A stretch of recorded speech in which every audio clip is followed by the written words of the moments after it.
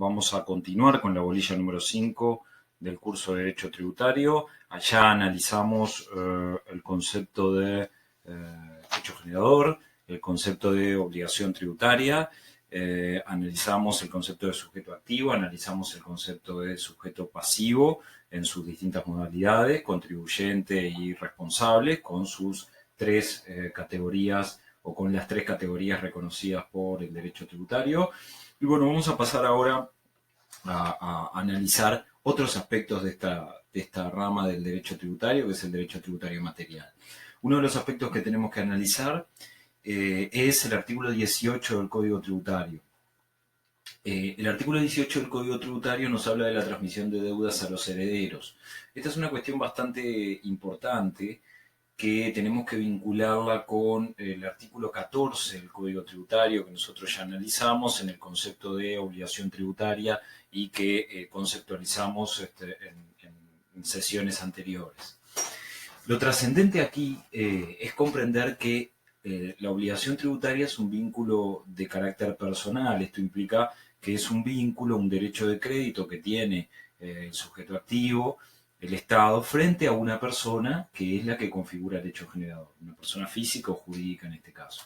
Es un derecho de crédito en el cual se ejecuta frente a la persona que es la que configuró ese hecho generador y por lo tanto es la obligada al pago de la obligación tributaria.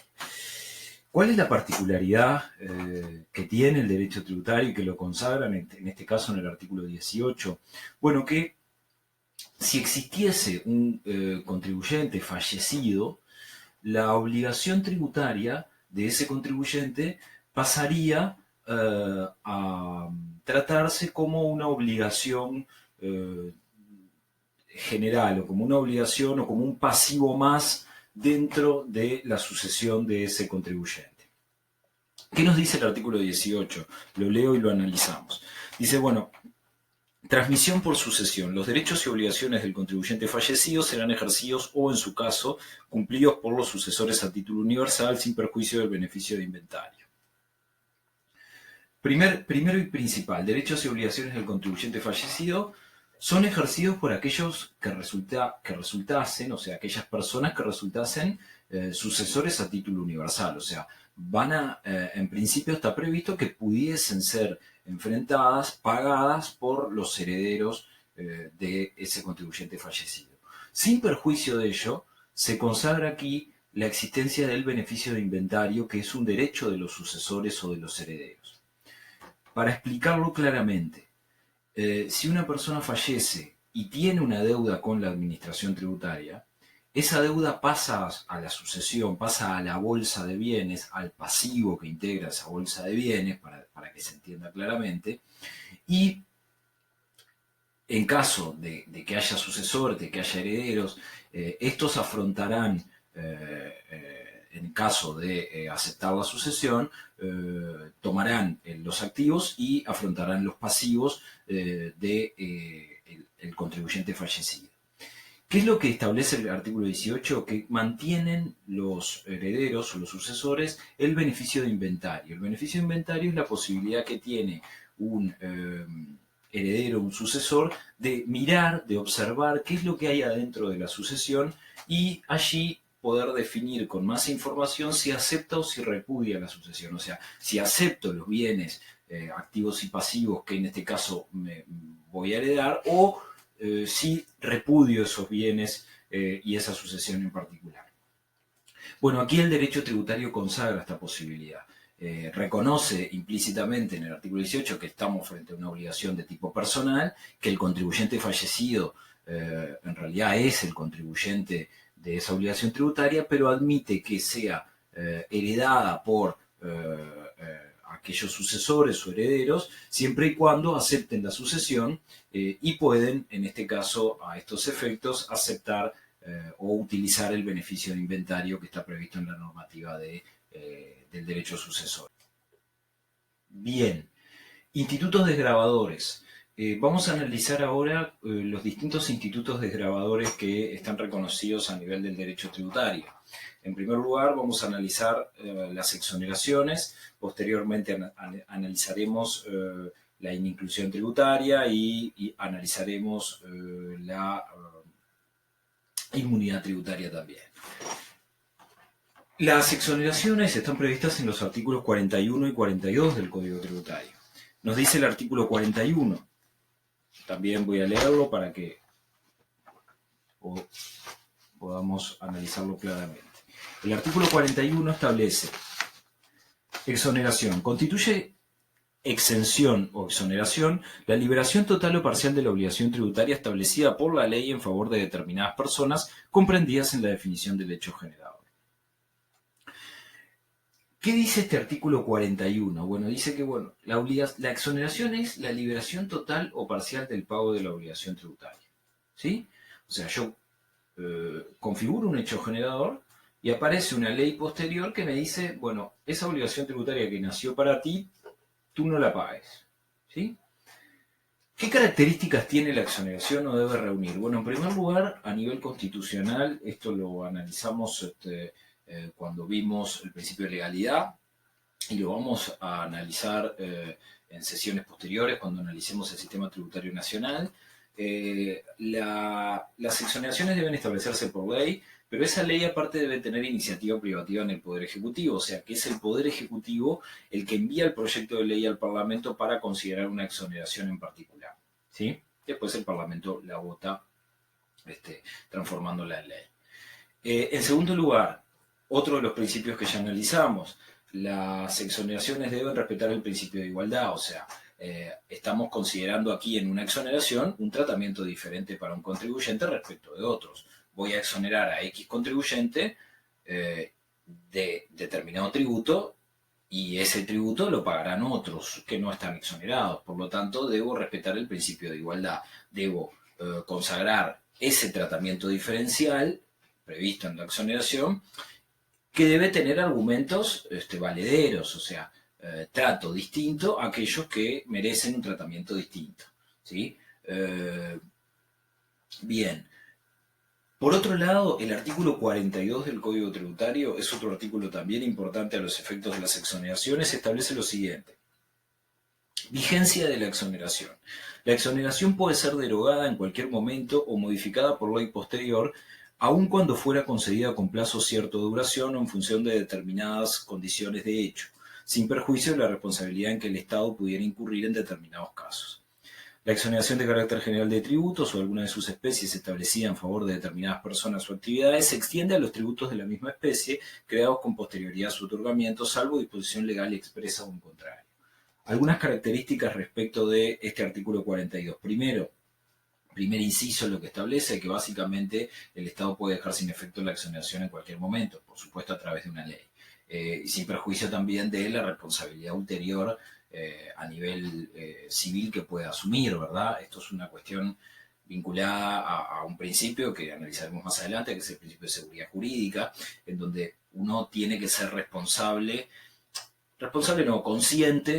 de las consecuencias de sus actos. Yo planifico una determinada actividad con un marco jurídico existente, con un determinado horizonte, y bueno, y si ese marco jurídico abruptamente el Estado lo cambia o cambia las reglas de juego abruptamente, bueno, allí puede generarme a mí un perjuicio y yo puedo reclamar contra el Estado esto. En el ejemplo de la exoneración, bueno, supongamos que yo planifico una determinada actividad, una determinada inversión que voy a realizar y tengo presente una determinada exoneración que está prevista a esos efectos. Resulta que de un día para otro esa exoneración se elimina, bueno, eso me cambia la ecuación económica financiera, por lo tanto tendré que reestructurar mi negocio, tener otro tipo de previsiones que me pueden generar perjuicio y en ese caso podré demandar al Estado por eso. Esto es lo que establece el artículo 1. El inciso, 1, establece la posibilidad de que la exoneración pueda ser revisada en cualquier momento. El inciso 2 establece lo que tiene que ver con la exoneración de tributos de la misma especie. ¿Qué significa esto? Que un contribuyente puede estar exonerado de un tipo de tributo en particular y que si en el futuro surgiesen tributos de la misma especie, del mismo tipo, que gravan las mismas situaciones, bueno, ese contribuyente podrá extender su exoneración y resultar también alcanzado a los tributos posteriores que puedan surgir. Se le conoce como exoneración de los tributos de la misma especie, que son, como decíamos, tributos futuros, en donde yo me amparo para estar exonerado en una exoneración ya existente a un tributo de similares características. ¿Sí? En tercer lugar, respecto de estas características de las exoneraciones, me interesa particularmente que dejemos en claro cuál es la discusión que existe aquí en la exoneración. Bueno, la discusión doctrinaria que existe es si nace o no nace la obligación tributaria. ¿Sí? En posición de Valdés Costa, la obligación tributaria sí nace, aun cuando el sujeto, el contribuyente, esté exonerado. ¿Qué quiere decir Valdés en posición que es, digamos, mayoritaria a nivel de la doctrina tributaria? Dice, bueno, el hecho generador, una vez configurado, implica que nazca la obligación tributaria. Una vez que nace la obligación tributaria, la persona, el sujeto pasivo, se convierte en contribuyente. Lo que ocurre cuando hay una exoneración es que nace la obligación tributaria y aparece una ley que después me libera del cumplimiento de esa obligación. Por lo tanto, seré contribuyente por haber configurado el hecho generador, pero lo que no tendré es que pagar esa obligación tributaria. ¿Sí? Otra posición entiende que no, en realidad la exoneración opera como una suerte de congelamiento, por decirlo de una manera, del hecho generador y que nunca nace la obligación tributaria y que por lo tanto no se convierte el sujeto en contribuyente. Esta posición no es la de Valdés, lo que decíamos, y nosotros consideraremos a nivel de este curso la posición de Valdés, que entendemos que es la aceptable en este sentido. Bueno, existe cierta clasificación de las exoneraciones. Las exoneraciones son distintas, o hay exoneraciones que son distintas y que, bueno, que pueden jugar cruzadas, digamos, en distintos momentos, ¿no? Puede haber una exoneración que sea objetiva y que sea parcial, o que sea genérica, y que sea temporaria. Bueno, esto depende un poco de la situación, ¿no? Entonces, vamos a la clasificación para que nos quede como concepto. Las objetivas y subjetivas en primer lugar. Las exoneraciones objetivas recaen sobre un bien y las subjetivas recaen sobre personas o sujetos. Está exonerado no sé, pongámosle un ejemplo, un emprendimiento o un padrón agropecuario. Y está exonerado una persona con una determinada condición, por ejemplo, un jubilado. En segundo lugar, tenemos las exoneraciones totales o parciales. Las totales son por el 100% del tributo y las parciales son, por ejemplo, por el 50%, por el 25%, ¿sí? Es por una parte. En tercer lugar, tenemos las exoneraciones definitivas y las temporarias. Las definitivas son aquellas que no tienen plazo de duración, no está estipulado en la ley cuánto van a durar, y las temporarias son aquellas que sí tienen plazo de duración, por ejemplo, hasta el 31 de diciembre del 2012, hasta el 31 de diciembre del 2013, así sucesivamente, una fecha que a ustedes les parezca que pueda tener una exoneración para concluir su periodo.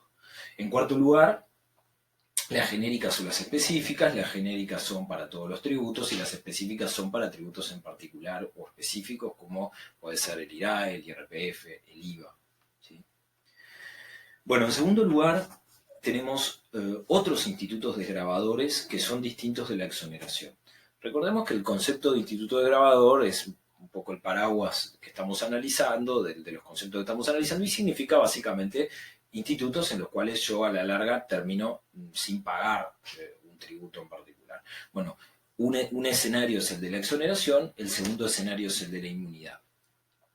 ¿Qué es la inmunidad? Bueno, es una limitación constitucional que establece la Carta, la Constitución uruguaya, en donde le limita, por decirlo de alguna manera, al legislador, al poder legislativo, la posibilidad de crearle tributos o de crearle impuestos, para ser más específico y exacto, porque en realidad los artículos 6 y 59 de la Constitución establecen inmunidades impositivas. Es la imposibilidad de que el Poder Legislativo cree impuestos para determinadas instituciones. Esto está previsto para las instituciones docentes, las culturales, las deportivas y las religiosas, las cuales, en aplicación de estos artículos mencionados de la Constitución, están inmunes de la aplicación de impuestos, pero sí pagan tasas y contribuciones especiales. ¿Sí? ¿Qué pasa en la inmunidad? Y bueno, no hay nacimiento de la obligación tributaria, porque en realidad no puede haber ley que cree la obligación tributaria, por tanto esa obligación tributaria no nace. ¿Cuál es la diferencia con la exoneración? Bueno, esta que planteábamos del nacimiento de la obligación tributaria o no, en este caso no nace, en la exoneración sí nace, tomando la posición de Valdés, que fue la que anunciamos que íbamos a considerar. Pero aparte hay otra diferencia más, también trascendente, que es de rango normativo. En la inmunidad estamos hablando de una disposición que está establecida en la Constitución. Cuando hablamos de una exoneración, la exoneración tiene rango legal, porque es el legislador, es el Poder Legislativo, con iniciativa del Poder Ejecutivo, que establece esa exoneración en particular. Bien. El tercero, o el tercer escenario dentro de los institutos de grabadores es la inimclusión, son las hipótesis de inimclusión a nivel normativo o tributario. ¿Qué significa la inimclusión? Y bueno, significa no configurar el hecho generador, estar por fuera, estar inimcluido de la hipótesis prevista en la norma. Por lo tanto, en los ejemplos que planteábamos anteriormente, supongamos que estamos frente al impuesto a la renta de las personas físicas o IRPF, uno de los 4 aspectos previstos para la configuración del hecho generador, o aspecto material, o aspecto temporal, o aspecto espacial, o aspecto subjetivo, yo no lo cumplo, no lo reúno, por lo tanto ese hecho generador no se configura y por lo tanto no nace la obligación tributaria y por lo tanto yo estoy inimcluido en el impuesto a la renta de las personas físicas. ¿Sí? Acá lo que decíamos, el rango es legal en el entendido de que yo cotejo mi situación con la descripción que está prevista en la ley, que prevé el impuesto en particular y que prevé por ende su hecho generador. Y la otra diferencia, o la otra particularidad y diferencia con la exoneración en particular, es que no hay nacimiento de la obligación tributaria, porque lógicamente decíamos el nacimiento parte de la configuración del hecho generador y aquí no hay configuración del hecho generador.